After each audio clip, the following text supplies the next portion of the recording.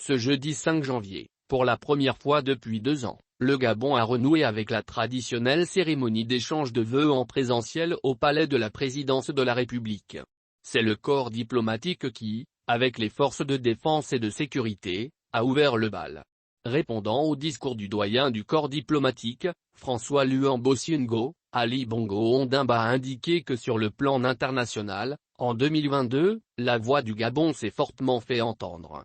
Cela a été le cas lors de la 77e Assemblée générale des Nations unies et spécifiquement lors de la présidence gabonaise du Conseil de sécurité des Nations unies du mois d'octobre 2022, ainsi qu'à la COP27 en Égypte.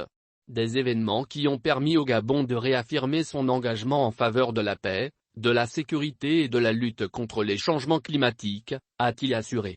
S'agissant du multilatéralisme, et plus particulièrement la réforme du système des Nations unies et le Conseil de sécurité, a poursuivi le chef de l'État, comme je l'ai dit à la tribune des Nations unies, l'Afrique ne peut plus attendre.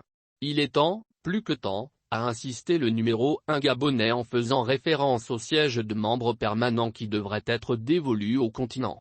Ali Bongo Ondimba est également revenu sur l'adhésion du Gabon, en juin dernier, au Commonwealth. L'adhésion du Gabon à la grande famille du Commonwealth s'est inscrite dans le processus de diversification de nos partenariats et notre ancrage dans le multilatéralisme, autre axe important de notre plan de développement. Cette appartenance est pour nous, vecteur d'opportunités et ouverture vers de nouveaux marchés dont l'exploration se poursuivra en 2023, a-t-il assuré.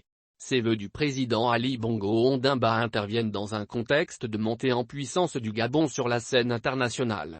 Le pays le plus carbone positif au monde est en toute première ligne dans la lutte contre le réchauffement climatique grâce à sa forêt qu'il a su efficacement préserver.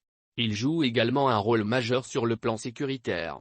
Le Gabon est en effet, jusqu'à fin 2023, membre du Conseil de sécurité des Nations unies.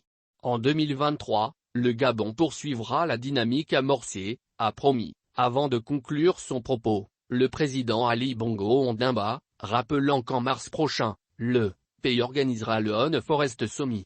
Un événement auquel participera, entre autres, le chef de l'État français, Emmanuel Macron.